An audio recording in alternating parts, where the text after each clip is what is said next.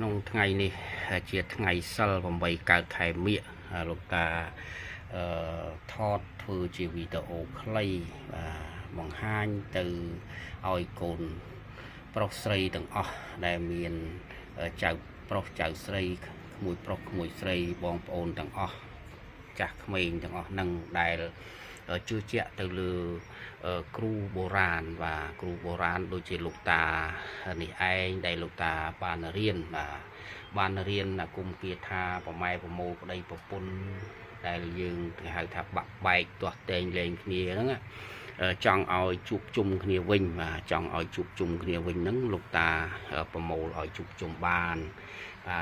ប៉ុន្តែលោកតាបញ្ជាក់ថាលោកតានៅផ្លូវជាតិលេខ6ភូមិបាក់ខែងចំណុចស្ពានទី4ណាហ្នឹងហើយចំណុចស្ពានទី4ហើយនេះជាលេខទូរស័ព្ទរបស់លោកតា086និង097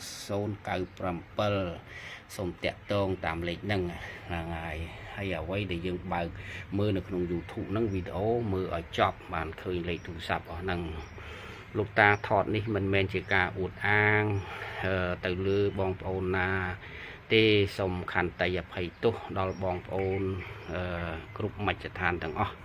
ថ្ងៃមិនជាការអួតអាងនេះគ្រាន់តែចង់ឲ្យដឹងថាលោកតា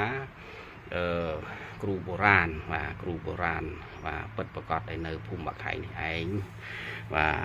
ហើយខាងប្រមូលប្តីប្រពន្ធឲ្យជួបជុំបាទការដែលប្រមូលនេះគឺយើងមានឈ្មោះបាទមានឈ្មោះកូនក្មួយស្រីប្រុសទាំងអស់ចៅស្រីចៅប្រុសទាំងអស់ដែលបានបែកបាក់គ្នាត្រូវមានឈ្មោះបាទមានឈ្មោះប្រពន្ធមានឈ្មោះប្តីបានលោកតាចាជាខ្សែធ្វើជាកមួនបាទគេហៅថាខាបតងព្រលឹងកន្លែងនេះលោកតាបើកវងកញ្ចក់ប្រាប់បន្តិចថានៅដែលយើងខាបនេះគឺម៉ោង2ភ្លឺបាទម៉ោង2អាត្រៀតមកភ្លឺណាហើយតែយើងខាបហើយដួងព្រលឹងទាំងអស់ដែលគេហៅថាដែលយើងមកប្រមូលហ្នឹងលោកតាខាបទៅដើរមករត់មករកមនុស្សម្នាក់ទៀតបាទបានជួបជុំគ្នាបាទហើយការដែលធ្វើនេះមិនមែនជាកំណត់ពេលវេលាប្រាប់ក្មួយប្រុសស្រីទាំងអស់ដែលបានមករកលោកតានោះលោកតាលាក់មិនឲ្យដឹងទេគ្រាន់តែឲ្យដឹងត្រួសត្រាយខ្លះមួយចំនួនបាទមិនប្រាប់ឲ្យដឹងទាំងអស់ទេព្រោះគ្រូគេលាក់ហ្នឹងហើយគេរៀនគេលាក់គេបង្ហាញយើងទាំងអស់ទេណាហ្នឹងសារៈសំខាន់គេអត់ប្រាប់យើងទេហើយយើងក៏កុំចង់ដឹងដែរដែលយើងប្រមូលហ្នឹងព្រោះកាលណាដែលគេធ្វើគេអត់ប្រាប់យើងកំណត់ថ្ងៃពេលវេលាទេណាហើយតអ្នកណាមករកលោកតាអញ្ចឹងប្រមូលប្តីប្រពន្ធតែគាត់សំប្រកបជាមួយលោកតាបានលឿនណាឆាប់បានមកជួបជុំណាហ្នឹងហើយឆាប់បានជួបជុំគ្នាហើយមនុស្សម្នាទាំងអស់កូនក្មួយស្រីប្រុសទាំងអស់ទាំងឡាយហ្នឹងគាត់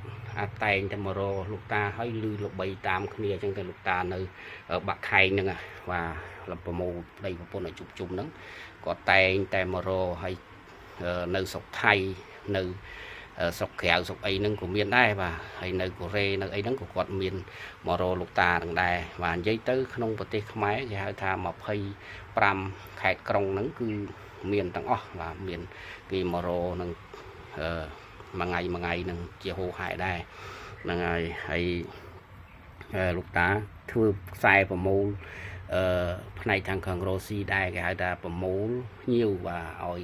មេតាអាណិតដល់យើងផងដែរហ្នឹងហើយក៏មានគូយន់ដាក់ផ្ទះថ្មីអ្នកត្រូវសង់ផ្ទះថ្មីអីលោកតាគូយន់ឲ្យតិចទៅជុំរ៉ូស៊ីមានបានកុំឲ្យមានបញ្ហាអីកើតឡើងហ្នឹងហើយអញ្ចឹងលោកតាក៏គូយន់ដែរណាហ្នឹងហើយលោកតាសូមបញ្ជាក់ប្រាប់ថាលោកតាធ្វើប្រមូលប្រម៉ែប្តីប្រពន្ធហ្នឹងគេហៅថានៅក្នុងសប្តាហ៍ថ្ងៃនេះមួយថ្ងៃមិនមានការចាំបាច់គេហៅថារូបថតអីទេហ្នឹងហើយប៉ុន្តែក៏លោកតាមានរូបកណ្ដាស់ដែរគេហៅថាមានរូបកណ្ដាស់រូបកមុនអីផ្សេងហ្នឹងដែរណាហ្នឹងហើយក៏មានអញ្ចឹងដែរហ្នឹងហើយប៉ុន្តែគាត់ថាបាច់ចាំប្រើរូបថតអីក៏បានដែរព្រោះយើងសារៈសំខាន់យើងត្រូវប្រើឈ្មោះបាទឈ្មោះប្តីឈ្មោះប្រពន្ធហ្នឹងហើយដែលលោកតាចាខ្សែប្រមូលឲ្យហើយការចាប្រមូលនេះមិនមែនធ្វើខ្សែទុកលក់អីទេណាអត់មានធ្វើខ្សែទុកលក់ទុកអីទេគឺសម្រាប់ដែលអ្នកណាមករកត្រូវមានឈ្មោះហ្នឹងហើយបានចាហើយតាមលេខរៀងអញ្ចឹងទៅបាទហើយក្នុងមួយយប់លោកតាតង ប្តីប្រពន្ធតែមកគូទេឲ្យជួបជុំណាក្នុងមួយយប់អញ្ចឹងដែលលោកតាធ្វើប្រមូលនេះបាទហើយលោកតាសូមបញ្ជាក់មួយទៀតបាទលោកតាក៏បញ្ចុះសារការថ្មិញបាទសារការថ្មិញគេហៅថាអ្នកចម្រៀងអ្នកអីច្រៀងចង់ពរិះចង់អីចឹង account អីចឹងលៀងជាង account ជាងអីចឹងទៅលោកតាបញ្ចុះថ្មិញដែរបាទបញ្ចុះថ្មិញបាទបញ្ចុះគេហៅថាសារការថ្មិញណាសំឡេងថ្មិញបាទហ្នឹងហើយមិនមែនបញ្ចុះត្បូងនេះណាគឺបញ្ចុះថ្មិញហ្នឹងគឺថ្មិញមាសតែម្ដងគេហៅថាថ្មិញស្ពាន់ហ្នឹងគេធ្វើពុំធ្វើអីខំមកលោកតាបញ្ចុះឲ្យយើងទៅភ្ជាប់វិញហ្នឹងហើយអាហ្នឹងគេហៅបញ្ចុះសារការថ្មិញបាទហើយលោកតានេះបញ្ជាក់ថាជាគ្រូបុរាណពិតប្រាកដបាទចេះតាមតំណតតាម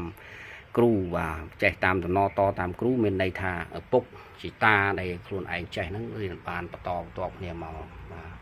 លោកតាមុំហ្នឹងហើយឪរបស់លោកតានេះឯងហ្នឹងហើយដែលគាត់ចេះដែររៀនបន្តគ្នាមក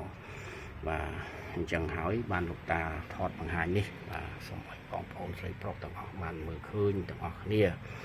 ហើយបញ្ជាក់ឡើងវិញតាក់ទងតាម086 492លេខទូរស័ព្ទហ្នឹងណាហ្នឹងហើយបើកូនក្មួយស្រីប្រុសមានការបាក់បែកប្តីប្រពន្ធឬជាសង្សារអីហ្នឹងមករកលោកតាមកអត់ខុសទេហ្នឹងហើយបានជួបជុំគ្នាវិញហ្នឹងហើយបានជួបជុំគ្នាវិញដោយបំណងដែលយើងប៉ងគិតចង់បានអញ្ចឹងហ្នឹងណាហើយកំណត់អត់ច្រើនទេកំណត់ហ្នឹងដោយលោកតាបញ្ជាក់ហ្នឹងមិនច្រើនទេមួយថ្ងៃទីកំណត់នៃកំណត់មិនច្រើនទេណាគ្រាន់មានសម្ដាប់ទៀត10អីទៀតបន្តិចតួចទេហ្នឹងហើយសូមអរគុណច្រើនហើយសូមជូនពរនៅទីបញ្ចប់នេះលោកតាសូមជូនពរដល់កូនក្មួយស្រីប្រុសទាំងអស់ឲ្យសុខកដុមរមនាបាទទៅទីចិត្តទីឆ្ងាយទាំងអស់សូមសុខសុខសប្បាយរកទទួលទានមានបានគ្រប់គ្នាទាំងអស់បាទសូមឲ្យសប្បាយក្នុងចិត្តបាទក្នុងសប្បាយក្នុងចិត្តក្នុងកាយទាំងអស់កុំឲ្យមានកើតទុក្ខរោគគាអ្វីកើតឡើងឲ្យសោះសូមបរិវាជាឆ្ងាយសូមសនុកសុខសប្បាយទាំងអស់គ្នាមួយណាហ្នឹងហើយសូមសនុកសុខសប្បាយទាំងអស់គ្នាបាទសូមអរគុណច្រើន